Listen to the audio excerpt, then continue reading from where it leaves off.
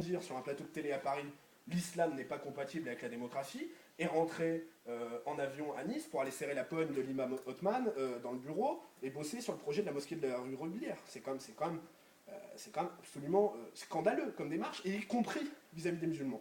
Et y compris vis-à-vis des musulmans. Nous, on est dans une démarche de respect. Ici, ce n'est pas une terre d'islam. Une terre d'islam, ça existe. Hein.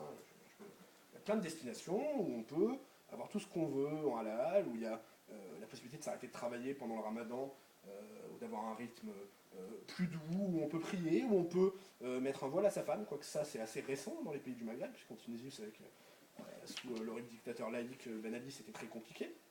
Donc, il y a des pays d'islam qui existent. Nous ne pensons pas, nous, que Nice, la France et l'Europe ont vocation à devenir terre d'islam.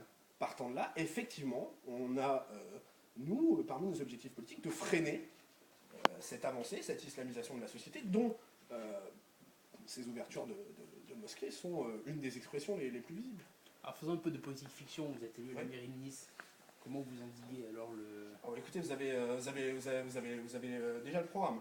Je cesse clairement cette relation complètement de connivence totalement déplacée entre la municipalité, la ville de Nice, qui est une institution tout de même laïque, hein, la ville en tant que telle, mais qui en plus, la ville de Nice en tant qu'entité, a quand même une identité. Je cesse cette relation de connivence absolue avec les frères musulmans. C'était immédiat, c'est évident. Après, je pense qu'il faut avoir clairement un moratoire sur tous les lieux de culte qui existent. Quelles sont les sources de financement? Quels sont les imams?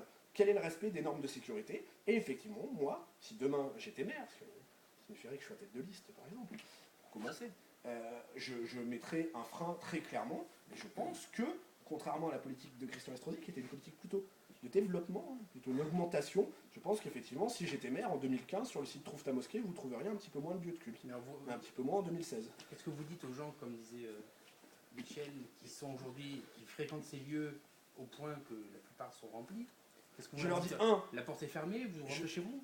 Mais attendez, déjà, quand on est dans des locaux municipaux comme ceux de la rue de Suisse, quand on est chez le bailleur social comme dans le quartier Robilière, j'estime que je peux faire ce que je veux, si je suis maire, évidemment, de ces locaux. Là, c'est plus deux prières de rue que vous avez. J'estime.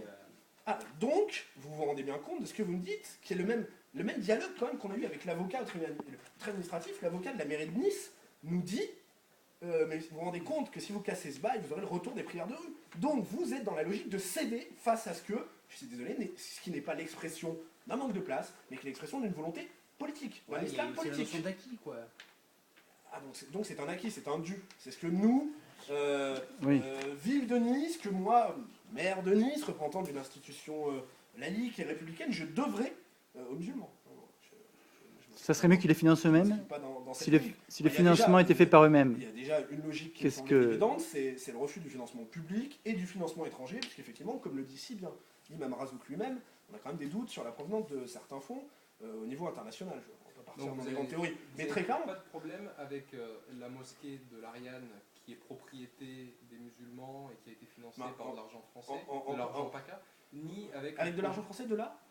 Et essentiellement de PACA, comme on dit, c'est les fidèles de la région qui très sincèrement, j'aimerais vraiment qu'un jour quelqu'un, commissaire aux comptes par exemple, s'intéresse réellement au financement de ce type de projet. Parce que moi j'ai vu le montage financier qui a été fait pour la Petite Biche, donc ce restaurant qui devait être acheté sur la place Sayton, dont nous avons fait stopper la vente. Je peux vous dire que c'était vraiment pas ce qu'il y a de plus propre. Donc je pense qu'à un moment, mais effectivement, moi je comprends que l'État, que les institutions aient peur. La mandature de Jacques Perra, la mosquée de l'Ariane. Enfin, c'est pas Jacques Perra et pas commissaire aux comptes. Le maire a quelques pouvoirs, mais malheureusement pas tous. Enfin, heureusement dans notre situation actuelle, mais enfin, malheureusement si j'étais maire, on peut pas tout faire non plus. Notamment s'il y a une relation privé à privé qui est celle de la vente d'un immeuble, etc. On peut pas. Par contre, ce qu'on peut, c'est demander effectivement au préfet de s'intéresser au compte. Ce qu'on peut, c'est demander à des commissions de sécurité de s'y intéresser. Je pense là, par exemple, à la mosquée de Robilière. Pas de parking.